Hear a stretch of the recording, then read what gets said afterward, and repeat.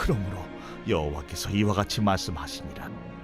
너희는 누가 이러한 일을 들었는지 여러 나라 가운데에 물어보라.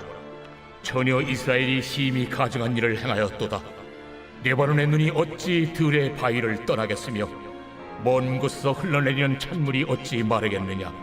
물은 내 백성은 나를 잊고 허무한 것에게 분향하거니와 이러한 것들은 그들로 그들의 길 곧 그 옛길에서 넘어지게 하며 곁길 곧 답지 아니한 길로 행하게 하여 그들의 땅으로 두려움과 영원한 웃음거리가 되게 하리니 그리로 지나는 자마다 놀라서 그의 머리를 흔들리라. 내가 그들을 그들의 원수 앞에서 흩어버리기를 동풍으로 함같이 할 것이며 그들의 재난의 날에는 내가 그들에게 등을 보이고 얼굴을 보이지 아니하리라. 그들이 말하기를 오라, 우리가 꾀를 내어 예레미야를 치자. 제사장에게서 율법이, 지혜로운 자에게서 책략이, 선지자에게서 말씀이 끊어지지 아니할 것이니 오라, 우리가 혀로 그를 치고 그의 어떤 말에도 주의하지 말자. 여호와여, 나를 돌아보사 나와 더불어 다투는 그들의 목소리를 들어보옵소서. 어찌 악으로 선을 갚으리이까마는 그들이 나의 생명을 해하려고 구덩이를 팠나이다. 내가 주의 분노를 그들에게서 돌이키려 하고 주의 앞에 서서 그들을 위하여 유익한 말을 한 것을 기억하옵소서.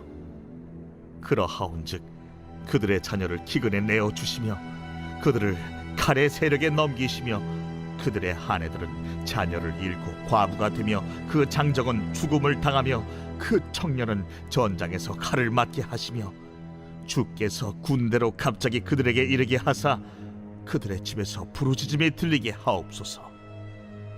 이는 그들이 나를 잡으려고 구덩이를 팠고 내 발을 빠뜨리려고 홀무를 놓았음이니이다.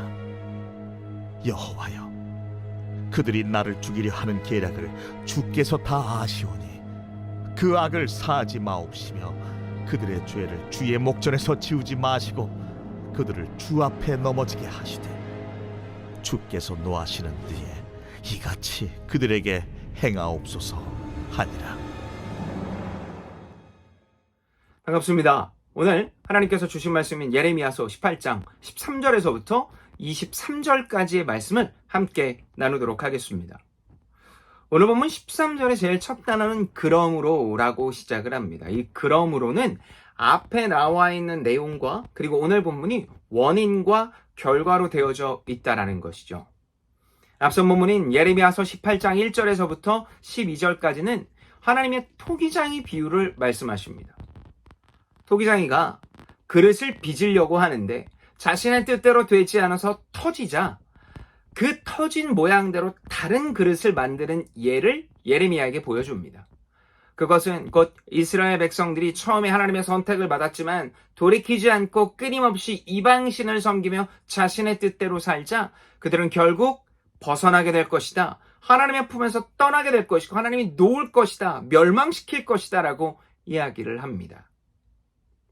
그리고 오늘 본문은 그 결과라고 이야기를 할 수 있겠죠. 오늘 본문 14절을 보면 그들의 삶이 이렇게 나타납니다. 레바논의 눈이 어찌 들의 바위를 떠나겠으며 먼 곳에서 흘러내리는 찬물이 어찌 마르겠느냐.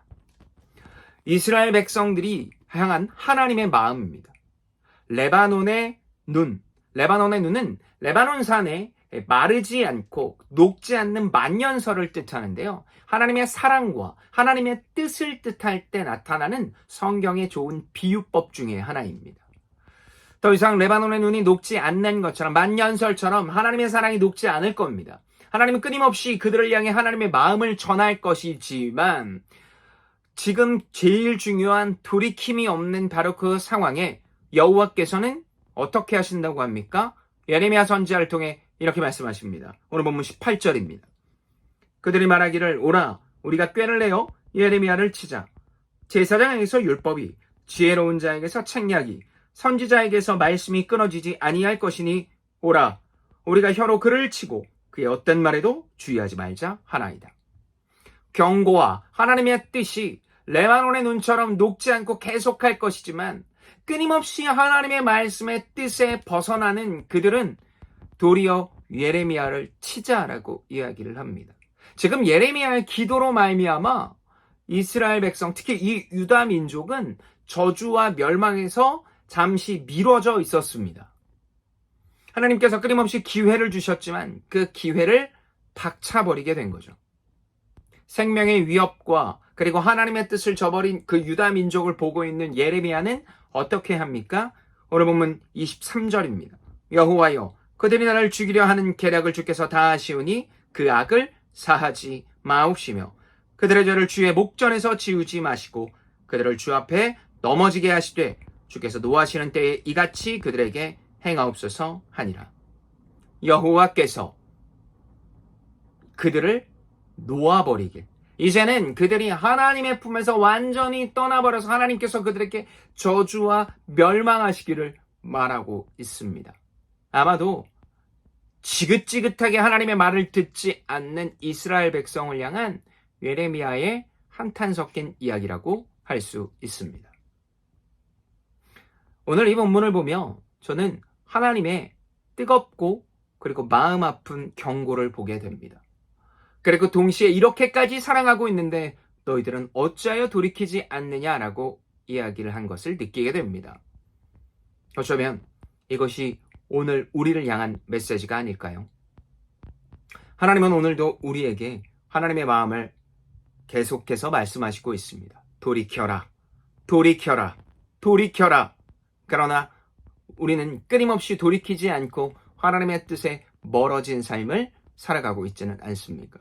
하나님이 오늘 우리에게 하시는 경고가 내 귀에 들리고 내 가족에 들리고 내 온 주변 사람들에게 다 들려서 하나님의 마음을 시원케 되는 토요일이 되기를, 그래서 내일 주일에는 하나님의 온전한 영광을 맛보게 되기를 예수님의 이름으로 축복합니다. 사랑과 은혜의 하나님 아버지, 오늘 우리에게 귀하고 복된 말씀을 주셔서 감사합니다. 하나님은 레바논의 눈처럼 끊임없이 사랑한다 하셨습니다. 하지만 이스라엘 백성은 그 이야기를 하는 예레미야를 치자라고 이야기합니다. 아버지, 이 무지한 백성들에게 하나님은 끊임없이 경고하시며 말씀하시는 것처럼 오늘 우리에게도 말씀하셨으리라 믿습니다. 하나님, 이 경고를 무시하지 않게 하시고 돌이키게 하시고 하나님의 뜻과 온전히 맞춰지는 오늘 하루가 되게 하여 주시옵소서. 함께 하실 주님을 기대하며 이 모든 말씀 우리 구주 예수 그리스도의 이름으로 기도합니다. 아멘.